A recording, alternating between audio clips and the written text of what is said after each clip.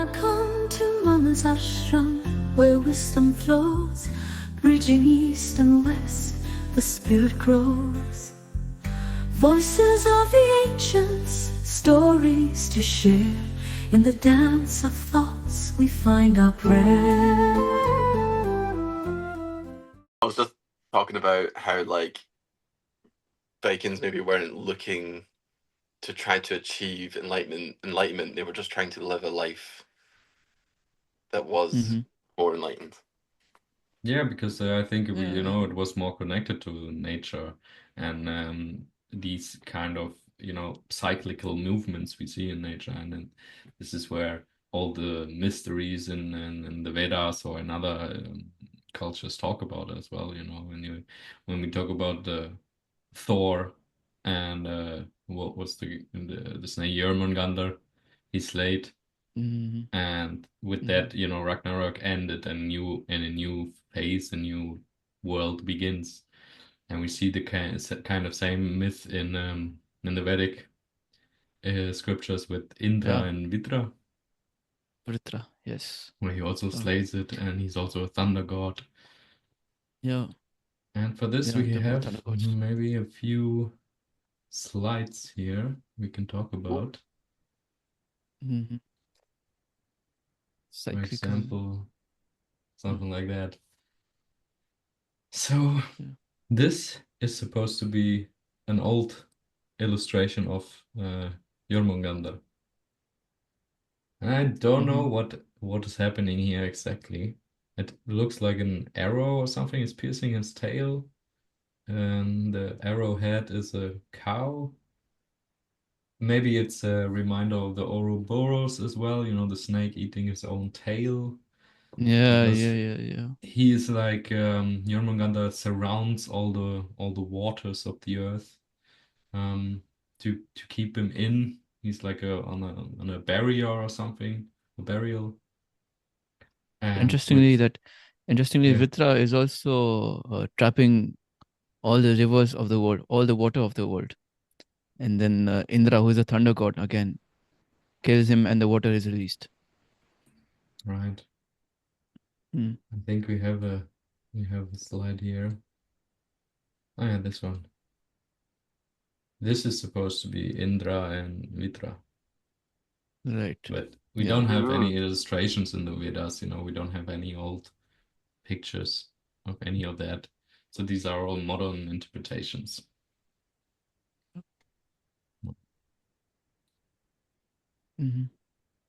Yeah, the elephant is called Eravat and the snake is Vritra. Yeah. And he's a thunder god. Yeah, I think we have a lot of commonalities between these two cultures. Yeah, when we talk, What's this? We have the, as we said already here, the Vitra and the Indra and the Jormungandr. We have Yggdrasil, the world tree in the Norse that's connecting the 9 realms. I think we have a picture of that. This one, right? Was it? No. This one is a Hindu. Yeah. Right. So maybe now we can talk about this a bit. This is the Hindu depiction of kind of a world tree. In the north we have these 9 realms that are connected with it, but in Hinduism we have this. What is it, 14 or something? In total there are 21 worlds, 7 underworlds, 7 of this realm, and 7 heavens. And all of this is on top of a snake called Ananta Sheshnag, who is the snake that covers Vishnu, who is Vishnu's personal snake. Down here we see, Yeah. And the ocean is called Kshir Sagar or Garbhodhak, as it says here. Kshir Sagar is like a cosmic ocean. And all of this is happening in one of Vishnu's dream. So all universes exist only in his dream. And when you transcend one world, when you're enlightened in this world, you go to another world. And then you got to get enlightened there. You have attachments there. You got to get enlightened there. And then you transcend these 7 worlds. And then you find yourself maybe in another universe, or maybe in the Kshir Sagar somewhere, but the game still goes on. This is what we were talking about. Buddha said that enlightenment is not the end, right? And I think this can only also be compared with the chakras. There are 7 lower chakras, 7 chakras in the body, and 7 chakras over. So 21 in total. And maybe we can compare something, compare this with Yggdrasil, as you said, Malte. If you have a photo of Yggdrasil. No, I don't have, I think. The one you sent me was not available. But no, I don't have it. No, it's okay. So even in Yggdrasil, the lower one of the hells, one of the lower worlds, there's no concept of hell in Hinduism. It's more underworld. And, I think it's the same in Viking culture. Yeah, I think it's called Helheim or something. Yeah, it's And it's etymologically connected to the word hell, but it wasn't perceived as that, it was just another dimension. Yeah. And one of these dimensions is guarded by snakes. And it's the same with the Indian counterpart, the Hindu counterpart. One of these lokas, I don't remember exactly the name of it, is guarded by snakes, which is also an underworld. And yeah, there's this counterparts exactly for Viking and Indian. I'll access my notes if I can find it out. So I don't know, Ian, if you have anything to do with that, and if you get tapped into the Viking the Viking culture deep, because you said you come from a town which is named after Thor, and maybe you have got into that a bit, but tell us about it if you know. There's like in terms of like what I actually know about like anything related towards this, it's not going to be anything that you don't already know.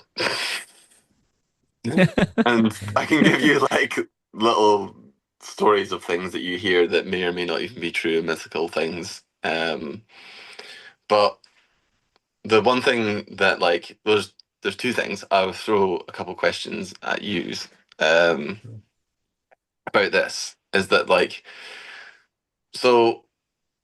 If the Vikings were able to access very, very similar like intelligence, then like first of all, why like where does it come from? Like where, for example, like do you believe that Vikings were sitting there in lotus pose meditating? Or do you believe that certain prophets or certain Vikings or certain gods came down from, nowhere and gave them all this like ability? What are we looking at? I think this is the pose, the lotus pose. And this is a Viking effect, I think. Yeah, this is found in Oseberg. And it's a really old Viking bucket. And it just shows you can see the swastika in there as well, the Hakenkreuz. They had that too as a symbol. But yeah, you can also see that he is in kind of a lotus position or something like that. He's like in a yogic pose, some kind of asana.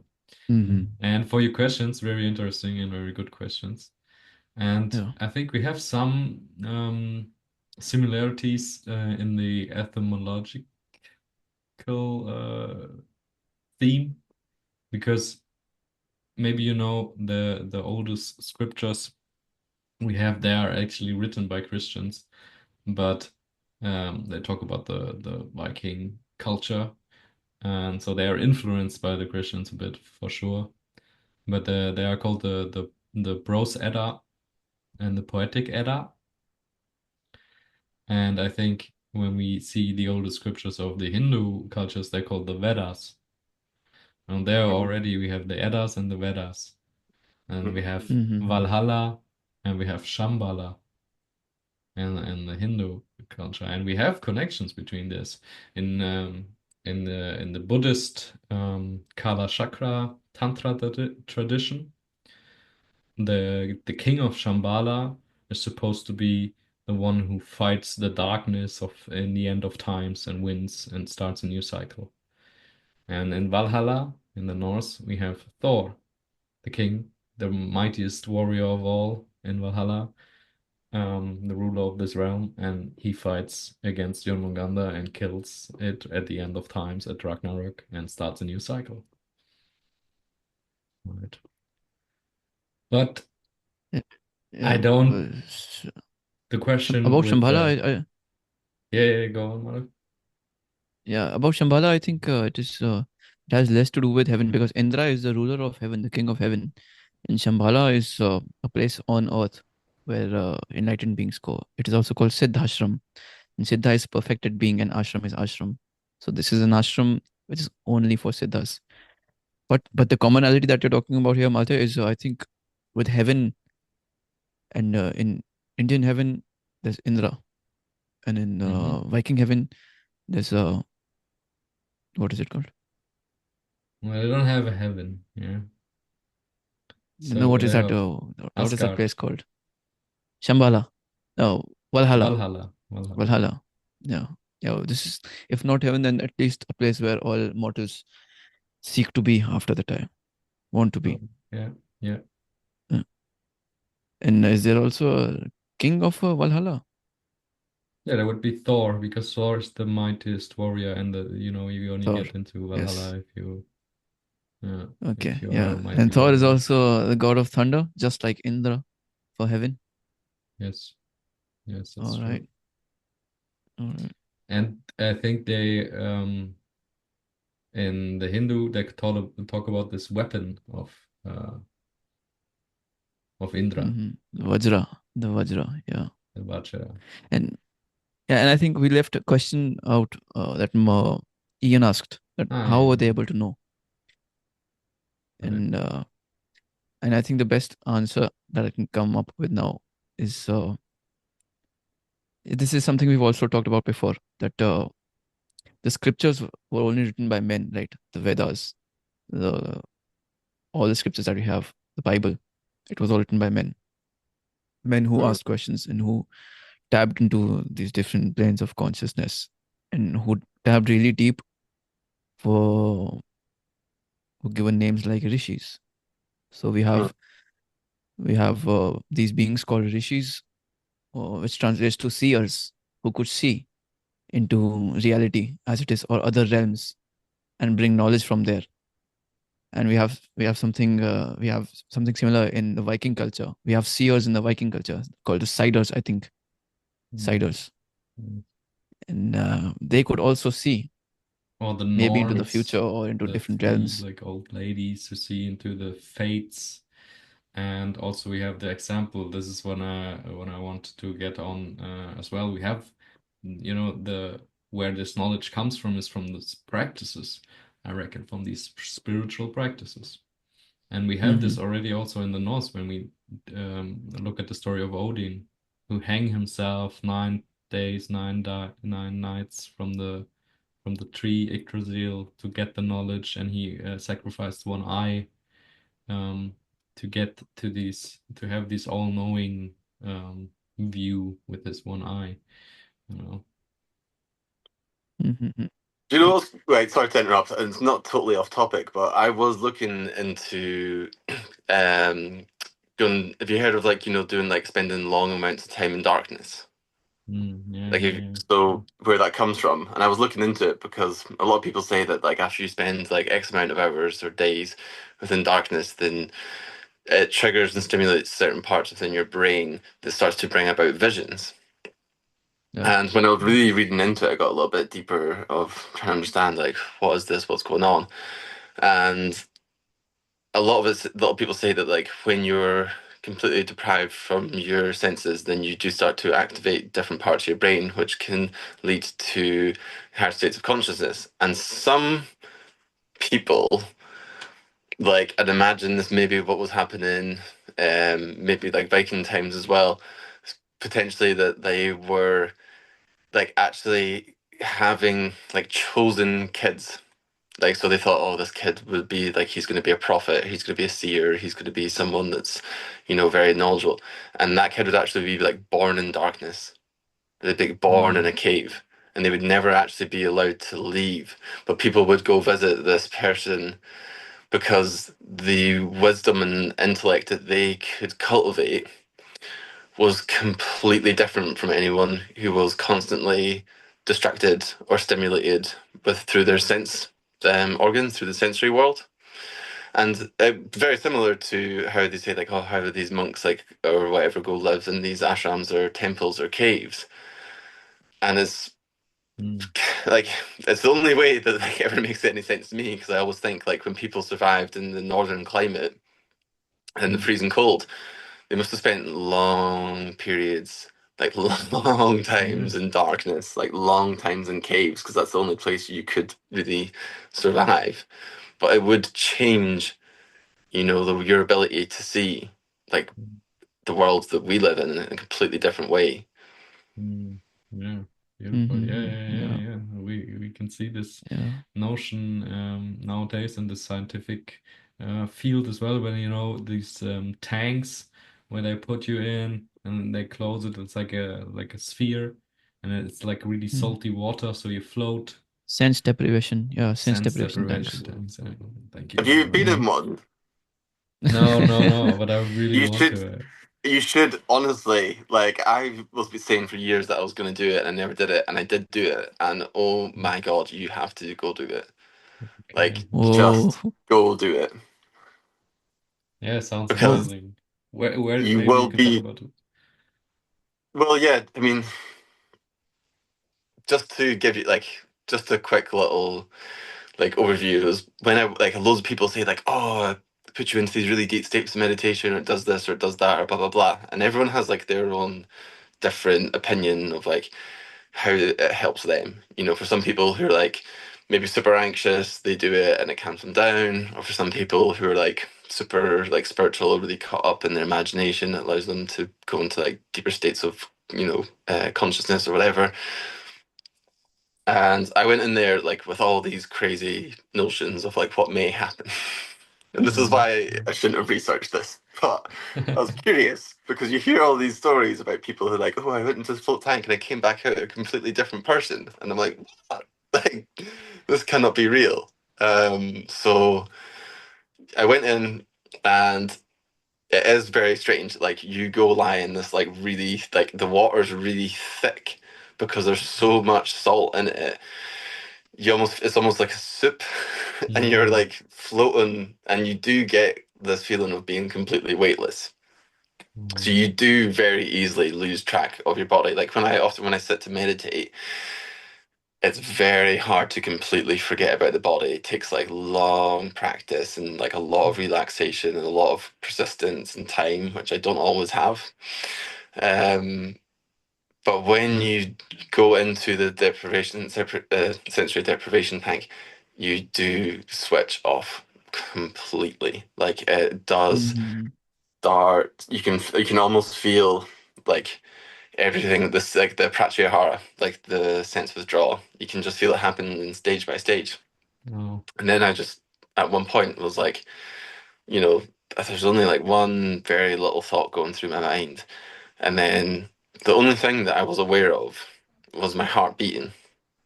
Like, that was the only thing, because everything else, like, there was just like one little thought, and then there was my heart beating, and I just was thinking, like, I wonder if I can control my breath and slow my breath down so much that I can like stop the heart from beating. Because this is like a classic sort of yogic practice, isn't it? Like, it's written about and practiced. I think it's in the elusive seventh series of Ashtanga yoga. Um, but I remember thinking, if I'm ever going to try and do this, this is the time, to have the odds are with me here. So I remember like slowing down, like slowing down the breath, and you could feel the heart rate starting to just drop because you were so in tune with it. There was no other distraction. It would drop lower and lower, and it was becoming like softer and softer and softer. And there was a point where I think it was like maybe I'm not 100% sure, but I think at the bottom of an exhale, it's like I completely forgot to breathe. Like there was no need to breathe. And at that point, there was no more awareness of my heart beating and no awareness of my breath. And there was a moment, and I don't know how long that moment was. It didn't feel like eternity or anything, but there was definitely like a extended period of time where it was long enough for me to then kind of realize that when I did start to breathe or felt the heart kick back in, I was like, oh my God, what the hell just happened? Wow. Wow. So I Yeah. think it's very, very powerful to be in the Intense, darkness. Yeah, I think that these practices of being in the darkness or being in a sensory deprivation state, and also we were talking about seeing into different realms, so we can call that superpowers maybe. So I've been reading the Patanjali Yoga Sutras lately, and the last 4 steps of the Ashtanga Yoga of Patanjali are Pratyahar, Dharana, Dhyana, and Samadhi.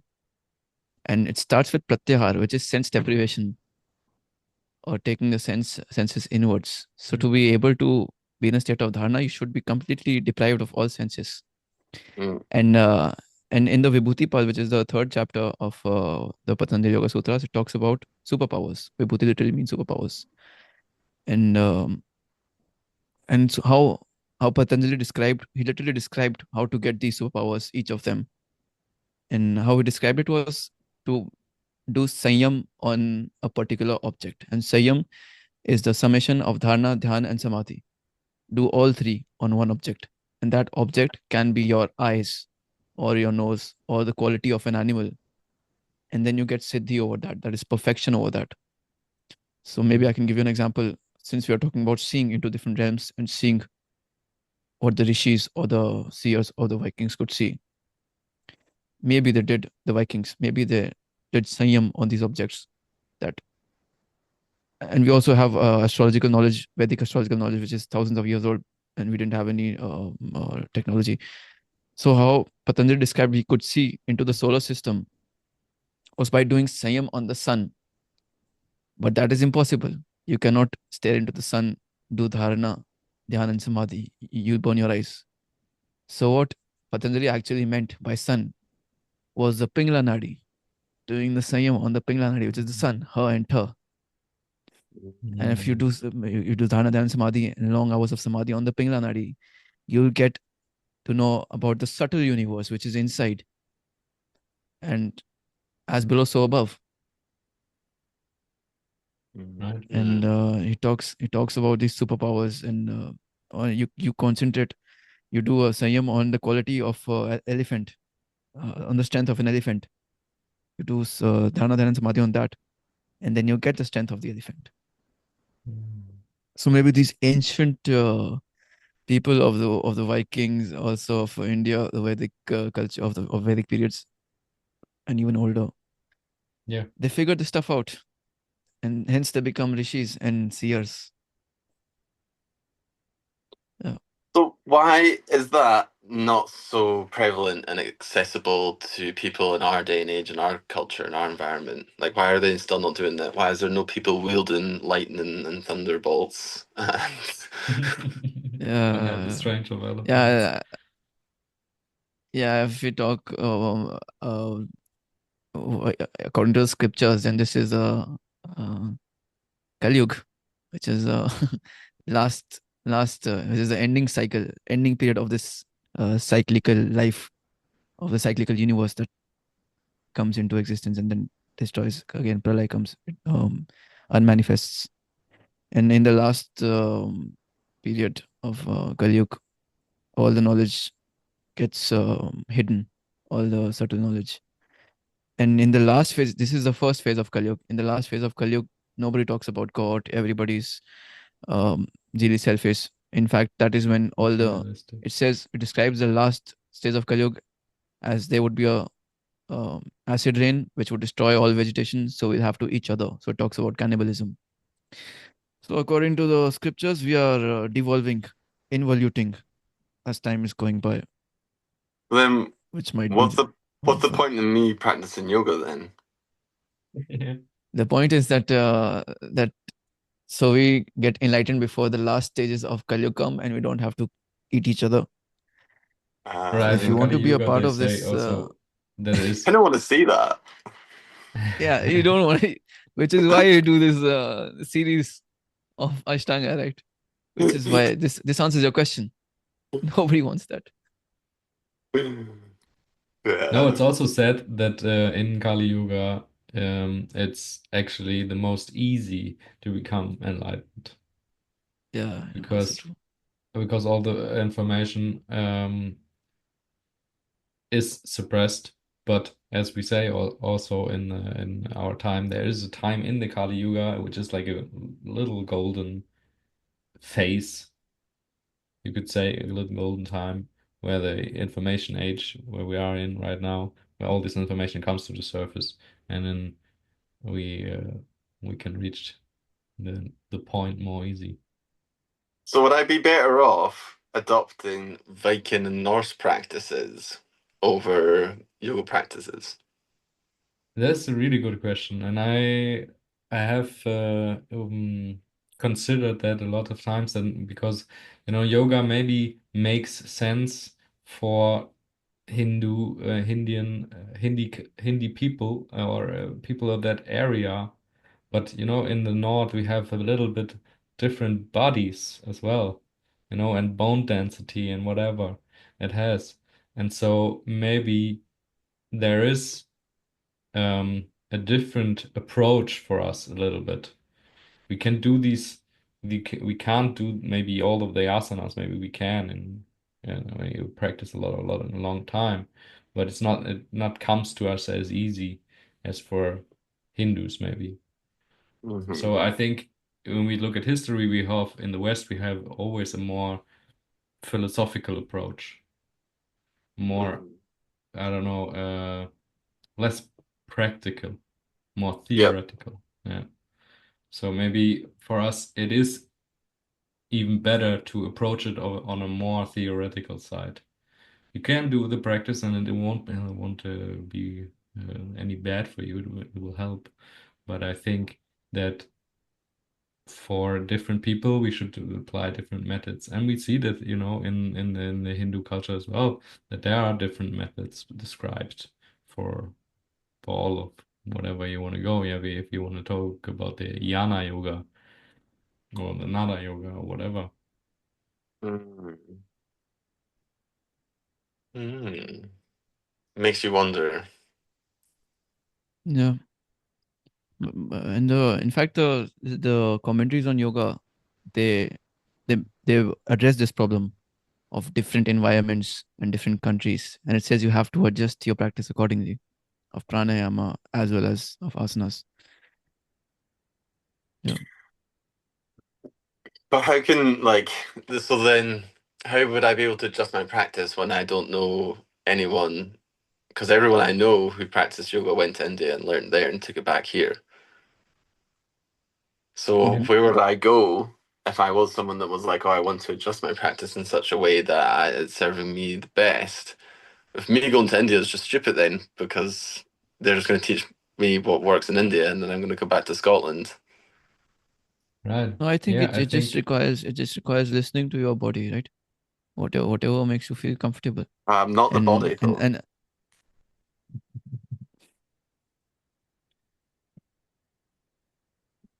all right, coming back to the Vikings. no. It makes sense. We have this notion already when we think about the Gnostic movements in our society in the West, which I compare often to the tantric movements, which describes, in every part of life we can have the enlightenment, whatever you do. Yeah, you can find enlightenment. And like as we know here with sex, yeah, the tantric practice is well known for the Yeah. sexual, for the Kama Sutras. Um, but in the Gnostic movements, we see, and in the tantric as well, that it's really individual, and that it comes a lot about, because that's what gnosis means. It comes out of experience and knowledge out of experience, or something you live through. So it becomes very individual, and this is because you can't really put a point on tantra or gnostic practices, because it is very individual, and even anyone discovers and develops their own practices, still focused on the same goal, though. Ascending, let the soul ascend, or whatever you want to call it. But then does that also leave this door open for people to make up crazy bullshit weird things and try and sell it online and say this is going to give you enlightenment and peace and everything? And technically they're not wrong. Because for them it may work, but then for the neighbor it might not. Yes, and this is why we say we don't trust or follow any authority right here. Yeah. You know, make up But you your can own buy my choice. online yoga course. Woo! But you can subscribe to mamasashram. No. No, but it does in a That's not way, how it of works. course. But this gives us more freedom, I know, and I think everyone has the dignity, I don't know how to say, the right to make their own choices. The independence. Yeah, Yeah, the independence, thank you. Yeah. And I believe that people will do that. But yeah, of course it does. And we see this, in Aleister Crowley or something, who makes up these weird magic, sex magic practices and everything, and get people to do it. This is one commonality between the Viking gods and Hindu gods, is that we're both polytheistic in a way that we find the supreme in every single god and not just one god. I mean, we do call Odin the all-knower, the all-seer, and we do call Mahadev, the Shiva, the Trikaldarshi or Mahakal beyond time, and the gods of the Mahadev, which is a god of gods. But in the Vedas, even the fire is called supreme god. Even the sun is called the supreme god. Everything is called the supreme god. And this belief, which I think is common between the Vikings and Hindus, that we call every god the god, right? And not a god. So this is something that is not there in Christianity, and I think in also in Islam, that in our in Hinduism and in Viking culture, that we find unity of gods in God, in the term God. And in those cultures, there's rejecting of gods for God. So don't believe in these lower gods because there's a higher power. That is one perspective. And the other one is that this is also that because it has the same consciousness, the pure consciousness that we are seeking. So you can find that through this. But then when you say that, it has the same base. It comes out of that. It is the drop from the ocean. And I forgot what this term is called. It says that God in everything in God, not God in everything. So it's like a ocean, and each drop is a god because it's the ocean. Or I'll give a better example, that you put a sponge in a bucket of water. You won't say there's water in the sponge because the sponge is in the water, but there's water in the sponge also. But it's stupid. It doesn't make sense when you say there's water in. How would you describe that scene? You won't say there's water in the sponge, right? It's the sponge which is the water. And now it makes sense. Yes. Yeah. So this sponge is common in Hinduism and Vikings, which is what I want to say. I think let's we go. see this in lots of pagan cultures. If we would really rediscover them, because the Abrahamic religions like Islam, Christianity, Judaism, they have this one God and idea, this monotheistic thing that they put over the societies or the pagan cultures in Europe. But interestingly, also at the Genesis in the Torah, in the Judean Bible, Elohim, the God, is mentioned as plural. So maybe also this comes out of, because we have this connection with Babylonia and the Sumerians, we have this connection in the East and the West, and how they then split off. And in this society, we see already also a variety of gods. Yeah, a god for wine like Dionysus, and a god for hunting like Artemis, and so on. Yeah, and they go down into the Greek, but they also went influenced maybe the Persian culture, and therefore the Eastern, the Hindus. Yeah. And we also have this theory. Maybe this is a nice question. What do you guys think about that? There's this theory that because we have in Zoroastrianism and Buddhism and Taoism and Hinduism, if you want to use this ism terms, I don't think they're accurate, but for the sake of it, we use it, and they have all tantras, so spiritual practices. And the theory is that along the Silk Road, where all these countries connect, and even they influence the Greek, when we have the Bactrian Empire close to the Silk Road, that they had a religion. These merchants, these travelers who go across the Silk Road, they invented or they came up with these tantric practices, with these spiritual practices. And then in every other country, they developed in a little slightly different form. But at the beginning, it was the merchants' religion or the merchants' culture and traditions, where all these tantras come from.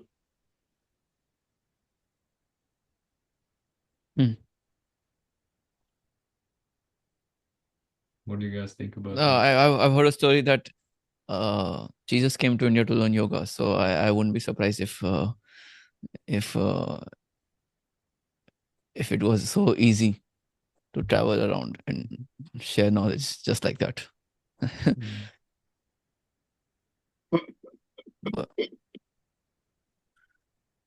Right.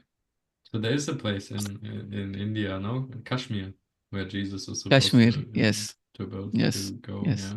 Yes. And he's called Izanat or something. Isa Masih. Isa Masih. Okay. Right. And this is a really touristic place. Christians go today in India? The place. I don't know what the place is called, but Jesus is called Isa Masih in India, in Hindi. Yeah, I think we have this. Yeah, and I've heard.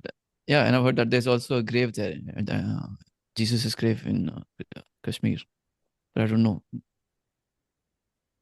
Well, okay. We need to go. Need to Go. go. Pay for your flight, man. Get up there. Yeah, well, I think we see good. this lots of times in history where they influence each other, these different cultures, yeah, and even the traveling. Now with the recent archaeology research, we see also that the ship traveling across the sea probably was much earlier possible than we thought of. And even Also, do you think that we just totally underestimate? Because like we think of like history, oh, everyone was just like a caveman and had nothing, but actually they knew more than we ever know now. absolutely, So man. Yeah. how is it not possible that they were so easily to travel around from place to place and spread knowledge? And you'd say that even they can they could maybe even spread knowledge and wisdom through mediums that we can't access now because we've lost so much of our capacity of using our like mental awareness. So Yeah. I don't always like. I think as well. Maybe there's a part of me that just likes to be like that likes to believe in the myths, and I'm always like, well, who's to say that this is wrong? And maybe not be right or maybe not be wrong, but if like crazy things in this world can happen, and I'm sure we've all had some sort of experience or some sort of belief that proves this in some way, and we, I think we have to give some sort of credit to spiritual teachers of the past because they were definitely able to do way more than what our brains could even logically perceive to be like possible. So I like your theory. That's what I'm saying. Nice. Yeah, absolutely. I think also we see this in scriptures. Yeah, when we really dig deep into these ancient scriptures, like also like just the Bible, um, we find or the tarot cards or ancient depictions or where the star signs, these zodiac signs we have come from. Mhm. We find lots of times hints to astronomical knowledge that they couldn't just had in this time. How would they had to figure that out? Yeah, and then we see these hints in these directions that they knew something. What we pretty recently in our history discovered, for example, with the Platonic year, which is like 26,000 years long. Yeah, where the precession of the equinox of the Earth, the wobbling notion of it, goes back to the original star sign where the sun rises. Yeah, something like that. And I yeah, we do see. I Yeah, do also also. wonder as well. Yeah, go on. Sorry. I No, do no, also no. wonder as well that like such a long time ago when like you said we were so connected to nature and we were so like painfully involved with every single thing that's going on, like we would never be talking about like what we learned at school or what we've seen on the TV or what technology leads us to believe may or may not be right until proven wrong. So the natural knowledge that people would have had would have been of a completely different like, so for example, for you to say that like, oh, all these other like parts of the world would have had their own tantric texts, like, well, part of me is just thinking like, well, yeah, why not? Because like, what else are they doing? Yeah, absolutely right. You Yeah, know, yeah, like yeah. if the divine truth is there within everything and we are also part of everything, and they were able to access that in a much more clear and easier like way, then who's to say that like, maybe the Vikings and Indians back in the day were like bros. Absolutely, yeah, and this is a nice thing you coming up with, and it means like all around the world we came up with the same big questions, right? Mm-hmm. And we didn't need any connection for that, because we are humans and we experience the Yes. same Yeah. stuff. So it doesn't even has to be this connection with the Silk Road and the traveler merchants or whatever. It just comes out of the natural human experience. And yeah, tendency to ask questions, to inquire into. Yeah, this is something which we put in every single episode of ours, that the temple of Delphi, the temple of Apollo in Delphi. Even that said, one of the pillars said, know thyself. And this is something I think everybody who is not too deeply sucked into the matrix asks themselves, who am I? Mhm. And those who really keep asking this question and maybe come to answers someday, find out these abilities to know deeper stuff, to be a seer. Yeah, as we translated correctly last episode, it would be more perfect or more correctly to translate it as realize thyself. Mm-hmm. Mm. Because knowing is not the end, as we see in every mystery and also the Hindu and Buddhist cultures. Yeah. Right. Yes. Okay, Malte, let's get back to the presentation that we have, because this will go on forever.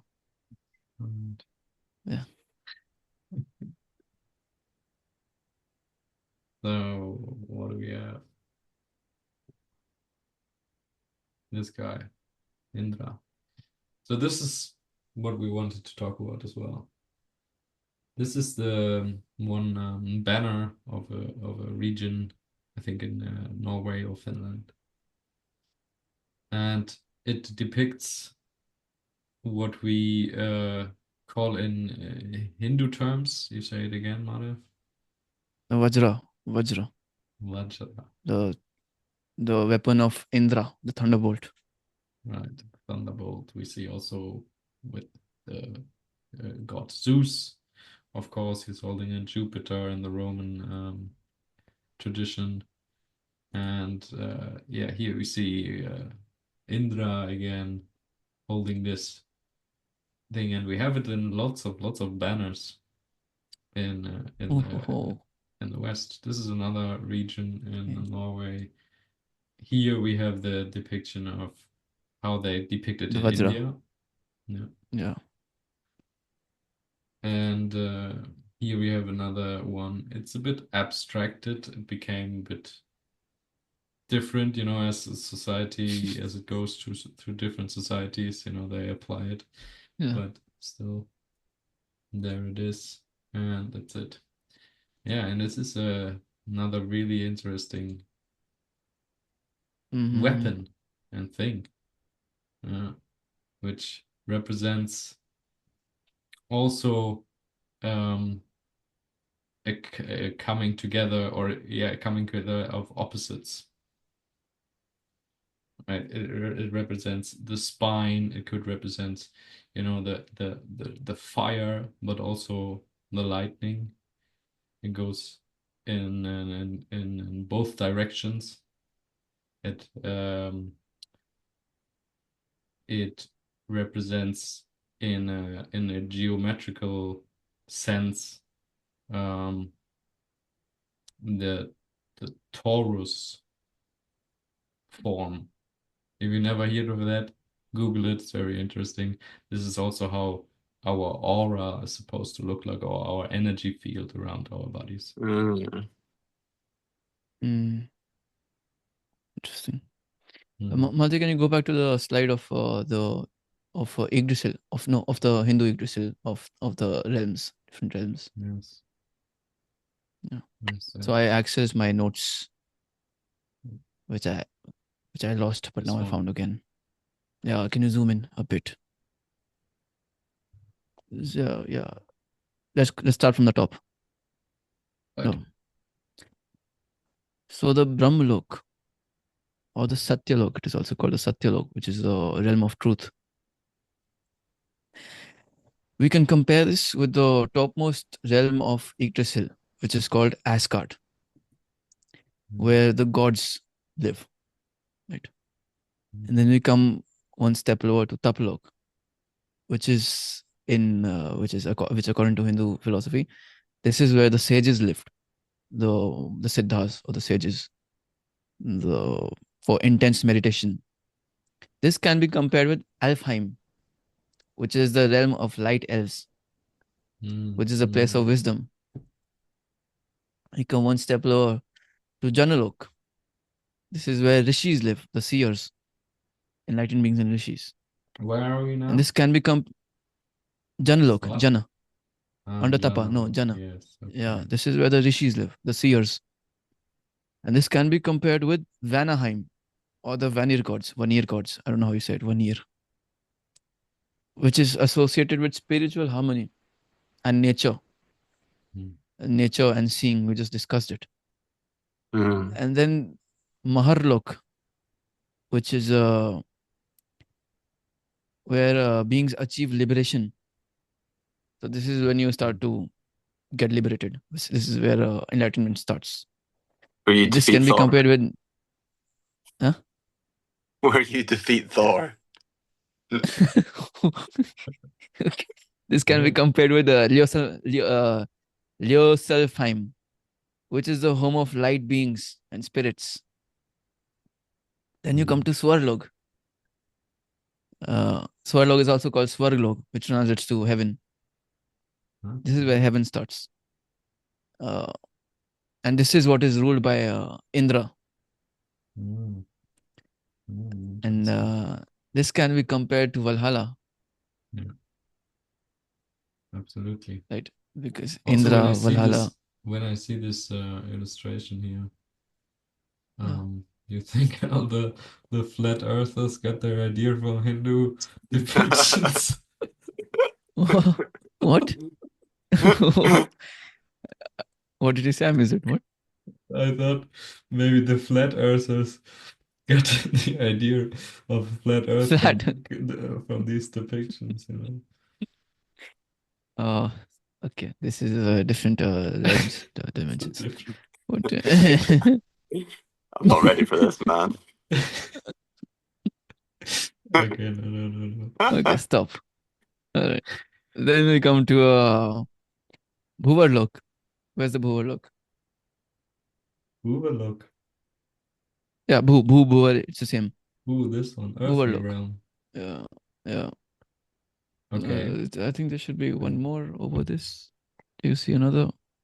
Bhuvarlok. This No, was there should be one more. non-world? Jambu. No. There should be one more between Swarlok and Bhulok. It says Bhuvarlok. Maybe the mountain. So, no, not the mountain. The Bhuvarlok is where the semi-divine beings live, which is a counterpart for Midgard. Yeah. And This then is there's Bhulok, which is the earth, Yeah. which is also a counterpart for Midgard. I don't know. We just have one extra. Mm. And then there's the lower worlds also. Do you want me to go into that? I have my notes here. Sure. This is cool. The Atal Lok is where demons live. And the counterpart is Now, Svartalfheim. are demons associated with like really negative energies and cruel, or because before we have this connotation now as we use demons in the Greek literatures, for example, we use it just as daemons, they would call it, and it's just spirits, and it don't even necessarily has to be evil. Yeah, the demons, by demons, it is beings who do everything for pleasure and not to know higher truths. Okay. Yeah. So this is compared with Svartalfheim, which is the realm of dark elves. So they are also elves, but they're dark because they do things not for the sake of others, but for themselves. Yeah, there we see the comparison as well. Like there's still like godly deities, forces somehow, but lower. Right. Then we go lower to Vitallok, which is the realm of sorcery and dark forces. And this is again, we talked about Helheim. This can be compared with Helheim, which is the realm of dead in Viking culture. Then we go lower to Sutal, which is abode for the benevolent demon king Bali, which is compared with the Niflheim, which is mystical, but which is underworld with mystical rulers. And Bali was also a king, and he was killed by Rama. He was a king. He was a mystical being, and they say he rules that, and which is exactly the same with Niflheim, where there are rulers, mystical rulers, but of the underworld. And then there's Talatal, which is a realm ruled by powerful sorcerers and illusionists, which can be compared with Nidavellir, the realm of dwarves. And dwarves are known for their craftsmanship. Right. And Talatar is where illusionists and sorcerers live. And then we come to Mahatal. Now this is really interesting because this is the realm of serpents. And this can be compared with Nidhogg, which is Mm. also associated with just serpents, which is also underworld in the Viking culture. Right. And sounds already similar to Naga. Yeah, Nidhogg. No, I don't know. Ah, Yeah. right. And then there is Rasatal. Yeah, Rasatal, which is now the demons are really powerful here. It's all chaotic. This realm. So the underworld is all demons. They're all bad people, right? But this place is more with chaos and fighting and destruction, Mm. which is compared with Jotunheim, which is the realm of giants. And giants have adversarial force. They have immense force to destroy, right? That's true. And then the lowest realm, Patal. This is filled with treasure and against serpents, snakes. And this is Treasure. compared with again Helheim again. So we have 2 extra heavens and 2 extra hells in Hinduism, but everything else is the same. Oh. But why is the treasure on the last one? This is also interesting, you know.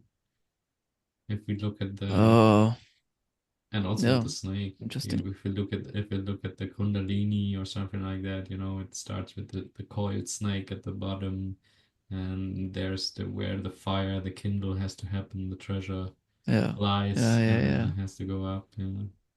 yeah. It adds up. It adds up. And also, you see the Mount Meru come up in the picture. Mm. Come up. No, not zoom. Up. Up. More up. Not zoom. Zoom out and come up.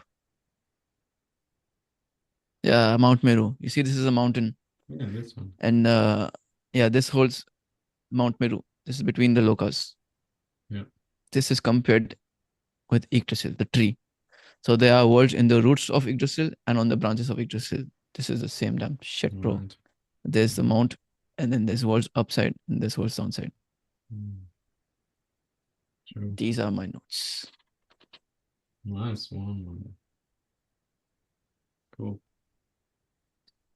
Ian's Yeah. face is now Ian feels like this wasn't probably the best time to be in This is when I needed to ashram. study philosophy. Yeah, So I now think I'm learning. no, but I think to bring it back to yoga as well, that in these, you know, in these mysteries, in these old teachings and ancient scriptures and creation myth, we see also the mystery and the spiritual practice, the mirror of it again, because the ancient times they thought, you know, as above, so below, the microcosm, the microcosm are connected, and whatever we see and depict in the outside is something that will happen inside of us as well and can happen, and these are the structures. So there we can yeah, bring it back to yoga, and we see we Yeah, should, you know, recognize all of these traditions, also the Viking tradition, as something that brought for humans who are more connected to their true self than what we are right now in our world and society. Yeah, they both knew how to lay out the roadmap to show you how to know yourself or how to begin to reject the parts of you that aren't the true you. Right. There's so many snakes in the way, man. Cool. All right, with that, we're at the end of our presentation of the video. Thank you very much, Ian. Thank you very much, Madhev, for all the input. And maybe Ian, you want to promote something about your yoga shop? We will put, of course, all your links and everything, whatever you have online, in the description, and you guys can check it out. he's also wearing the jacket for it, with the name of his yoga school. Yeah, there you go. That's his yoga school. Got Go North in check it, it out. baby. Yeah.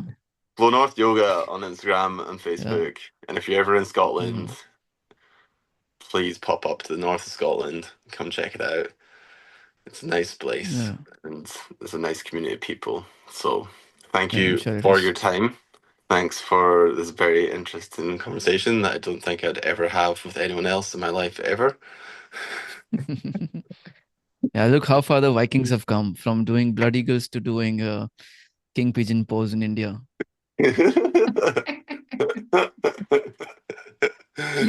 Well, All you right. know, I feel like I'm inspired to go track into my heritage. So I think I'm going to go outside with a spear and find a sheep. See you guys. All right. Namaste. Thank you very much. Namaste. Skål. Skål. Mamasashram, I am happy and free. Let's talk about deep shit, just you and me.